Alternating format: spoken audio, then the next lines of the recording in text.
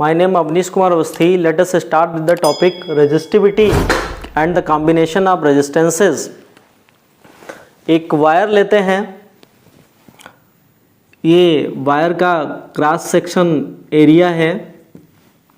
Suppose that इसकी length L है. तो अगर आपको इसका रेजिस्टेंस निकालना है, आखिर इस वायर का कितना रेजिस्टेंस होगा, उसके लिए हम दो कॉन्सेप्ट समझते हैं. एक तो पहला एक ये रोड है, महमूदाबाद टू बड्डूपुर. दूसरी रोड है महमूदाबाद टू लखनऊ. इसका रेजिस्टेंस अब इसमें देखेंगे कि दो कॉन्सेप्ट हमने लिए, महमूदाबाद से बड्डूपुर, एक महमूदाबाद से हमने लिया लखनऊ. दोनों की अगर देखें तो इसमें लेंथ जो है महमूदाबाद से लखनऊ के बीच की लेंथ ज़्यादा होगी और ये महमूदाबाद से बड्डूपुर की लेंथ कम है. तो अगर बात करें कि ट्रैफिक, आप बाइक से जा रहे हो यहाँ से लेके यहाँ तक, यहाँ से लेके यहाँ तक, तो आप देखेंगे कि यहाँ पे ट्रैफिक में आपको फंसने के चांसेस कहाँ पे ज़्यादा रहेंगे, महमूदाबाद से बड्डूपुर कि महमूदाबाद से लखनऊ. जाहिर सी बात है कि लंबा रास्ता है, देर तक हमको तय करना है, तो इसलिए ट्रैफिक में फंसने के भी चांसेस इसमें ज़्यादा रहेंगे. यानी कि ये जो हमारा रेजिस्टेंस है वो डायरेक्टली प्रोपोर्शनल होगा आपके लेंथ के. दूसरी चीज है कि अब सेम लेंथ के दो आप ले लीजिए. ये आपका महमूदाबाद से लखनऊ तक का रास्ता है और ये भी आपका महमूदाबाद से लखनऊ तक का रास्ता है. लेकिन आप देखिए जो इसका क्रॉस सेक्शन एरिया है, यानी कि क्रॉस सेक्शन एरिया का मतलब ये वाला एरिया, ये क्रॉस सेक्शन एरिया होता है. इसका एरिया ज़्यादा है, इसका क्रॉस सेक्शन एरिया कम है. अब ट्रैफिक में किस में फंसने के चांसेस ज़्यादा रहेंगे, जिसका एरिया ज़्यादा है कि जिसका एरिया कम है. जिसका एरिया कम है उसमें फंसने के चांसेस ज़्यादा रहेंगे, यानी कि R is inversely proportional to 1/A. अगर इन दोनों को कंबाइंड करें तो R is proportional to the L/A.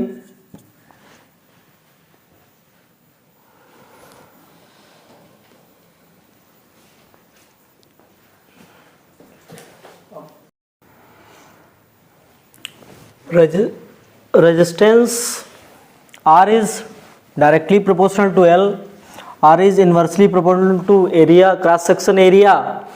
And जब आप ये प्रोपोर्शनली कांस्टेंट हटाते हैं तो इसके लिए आपको कोई ना प्रोपोर्शनली कांस्टेंट ऐड करना पड़ेगा.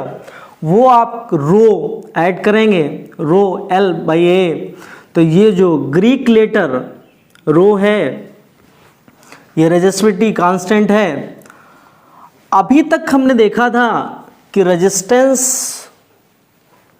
जो V इक्वल टू IR, यहां देख रहे थे कि जो करंट दो फैक्टर पे डिपेंड कर रही थी. अगर R की वैल्यू हम निकालें तो यहां रेजिस्टेंस जो है एक आपका रो है, L है, A है, इन पे डिपेंड कर रहा है. यानी कि ये जो रेजिस्टिविटी है ये एक नया वर्ड, ये क्या है एक्चुअली, ये हमको थोड़ा सा समझ लेना चाहिए यहाँ पे कि रो जो है रेजिस्टिविटी कांस्टेंट है, ये होता क्या है. जो कि रो R और A और L इन तीनों पे डिपेंड करता है. R आपका रेजिस्टेंस है, A आपका क्रॉस सेक्शन एरिया है, L आपकी लेंथ है, वायर की जो लेंथ है, तो रेजिस्टिविटी इन तीनों चीजों पे डिपेंड करता है। अगर हम यूनिट ऑफ रेजिस्टिविटी निकालें तो आप देखेंगे कि रेजिस्टेंस की यूनिट जो होती है ओम, एरिया की यूनिट मीटर स्क्वायर, लेंथ की यूनिट मीटर, ये मीटर स्क्वायर से ये मीटर, यानी कि ohm metre is the unit of resistivity. आखिर ये रेजिस्टिविटी और रेजिस्टेंस दोनों अलग अलग चीजें हैं या एक ही चीजें हैं, या इनमें क्या डिफरेंस है, इसको थोड़ा सा देखते हैं।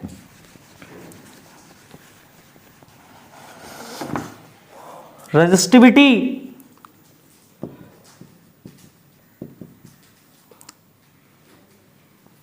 रेजिस्टेंस,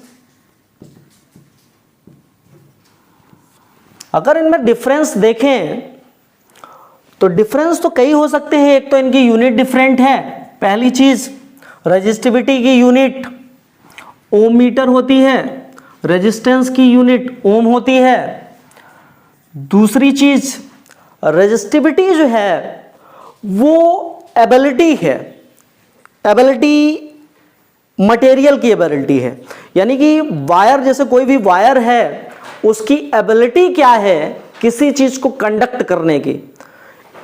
इलेक्ट्रिसिटी को क्या करेगी, वायर क्या करेगा, कंडक्शन होगा।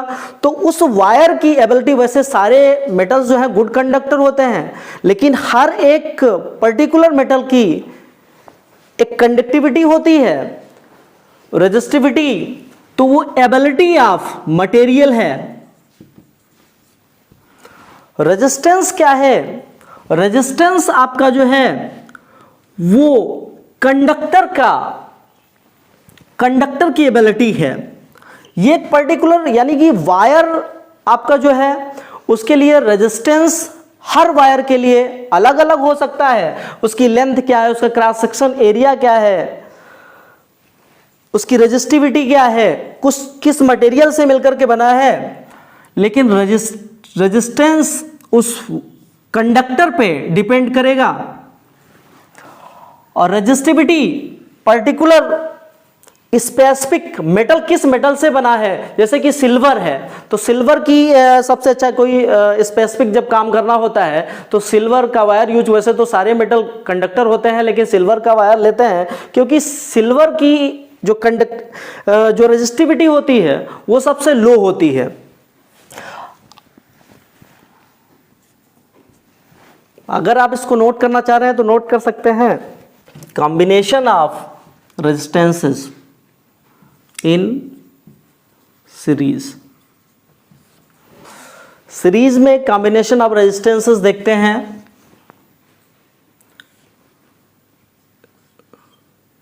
पहले रिप्रेजेंटेशन ऑफ रेजिस्टेंस देख लेते हैं। ये जो हमारा है ये रेजिस्टेंस का रिप्रेजेंटेशन होता है। अगर यही रेजिस्टेंस वेरिएबल होता तो इसका रिप्रेजेंटेशन ऐसे होता। ये वेरिएबल रेजिस्टेंस का सर्किट में रिप्रेजेंटेशन है, या इस तरीके से भी हो सकता है, ये वेरिएबल है। बाकी रेजिस्टेंस का सिंपल आप इस तरीके से, ये R1 है, ये आपका R2 है, ये आपका R3 है। अब इसमें करंट फ्लो कराने के लिए आपको पोटेंशियल डिफरेंस ऐड करना पड़ेगा, यानी कि जिसके लिए आप सेल या बैटरी यूज करते हो वही है। यहां से करंट I इसमें जा रही है, इसके लिए V1, V2, V3। तो आप देखेंगे V जो हमारा है ये total V1 plus V2 plus V3। अगर हम इसके लिए रिजल्टेंट रेजिस्टेंस हमको निकालना है जिसको हम R मान लें, तो V is equal to IR। तो here we can right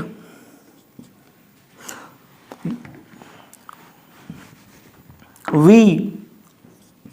IR V1 आपका कितना होगा, करंट तो सेम है तो IR1 रेजिस्टेंस अलग है, V2 आपका कितना होगा, IR2 रेजिस्टेंस अलग है, करंट सेम है, V3 आपका कितना होगा, IR3। अगर डिफरेंट नंबर ऑफ रेजिस्टेंस इससे ज़्यादा भी होते हैं तो RN मान लेते हैं, तो VN equal to RN IRN आपका हो जाएगा। तो अब इसमें अगर हम रखते हैं तो V equal to V1 plus V2 V3, यहाँ पे अगर आप रखते हैं तो IR is equal to value of the V1 IR1 plus value of the V2 IR2 value of the V3 IR3। अब I is the common, so we will cancel out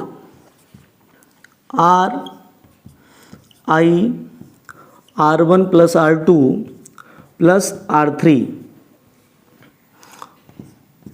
R is equal to R1 plus R2 plus R3। अगर आप चाहते कि इस circuit में जो हमारे resistances अलग अलग थे R1 R2 R3, इनकी जगह पे सिर्फ एक ही रेजिस्टेंस लगाया जाए जो कि हमारा रिजल्टेंट रेजिस्टेंस हो, जिसकी वैल्यू इन सबके बराबर हो, तो इसको कैलकुलेट करने के लिए आप इसका रिजल्टेंट रेजिस्टेंस निकालेंगे जिसकी value R1 plus R2 plus R3 के बराबर होगी।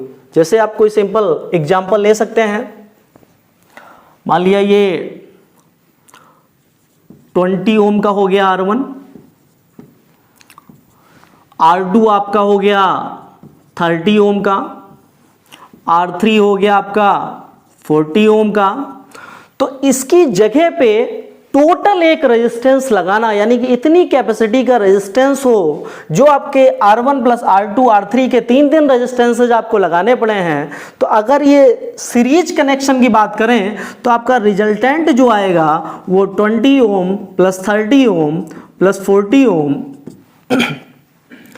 टोटल 90 ओम का रेजिस्टेंस आपको लगाना पड़ेगा। इस तरीके से अगर आपको ये फॉर्मूला नोट करना है तो आप नोट कर सकते हैं। इन पैरेलल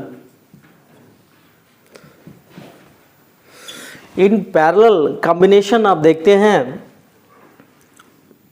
ये आपका R1 है,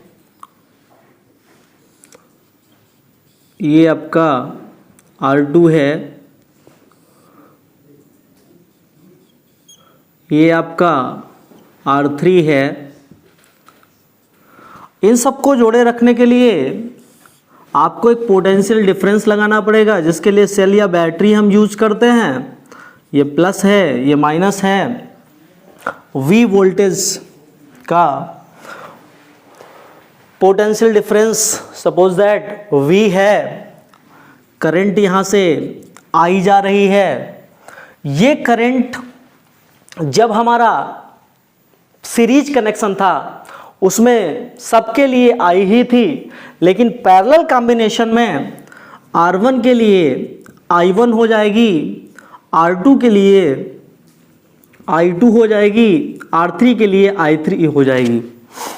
लेकिन जो हमारा पोटेंशियल डिफरेंट है, यानी कि जो मेन सप्लाई है हमारी, जो पोटेंशियल डिफरेंस आपने क्रिएट किया है V, वो तीनों रेजिस्टेंसेस के लिए सेम रहेगा। अब अगर यहाँ पे I निकालें फॉर द I, तो ये आपका अब जानते हैं V is equal to IR होता है, तो ये I जो होगा आपका V बाई R आएगा। इसी तरीके से आपको I1 निकालना पड़ेगा। I1 जो होगा हमारा V बाई R1 आएगा, V इक्वल टू IR से। I2 आपका जो है V बाई R3 आएगा। अब इसमें आपने देखा कि जो आपकी करंट I है, I पोटेंशियल डिफरेंस तो सेम है तीनों के लिए, यानी कि पोटेंशियल डिफरेंस R1 के लिए भी वही है, R2 के लिए भी वही है, R3 के लिए भी वही है, लेकिन जो हमारी डिफरेंट चीज है वो करंट सप्लाई, यानी कि इसके लिए करंट सप्लाई R1 के लिए कुछ और हो रही है, R2 के लिए करंट सप्लाई कुछ और हो रही है, R3 के लिए कुछ और हो रही है। अगर हम अब ये निकालते हैं कि आखिर ये I हमारा जो होगा I3 V बाई R3, तो I जो होगा I1 plus I2 plus I3, I equal to V by R, I1 V by R1, I2 V by R2, I3 V by R3, V is the common,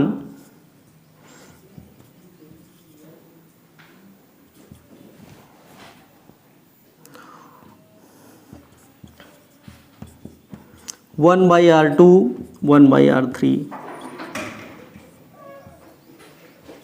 ये VV cancel, so the 1 by R is equal to 1 by R1 प्लस 1 by R2 प्लस 1 by R3। अगर आपको parallel connection आपका है तो आप उसका रिजल्टेंट यानी कि जो हमारे R1 R2 R3 की वैल्यू है उसके बराबर का रेजिस्टेंस अगर आप लगाना चाहते हैं तो उसके लिए आपको 1 बाई R यानी कि रिजल्टेंट निकालने के लिए 1 बाई R1 प्लस 1 बाई R2 1 बाई R3 को आपको ऐड करके इसको निकालना पड़ेगा। Thank you for watching, stay connected.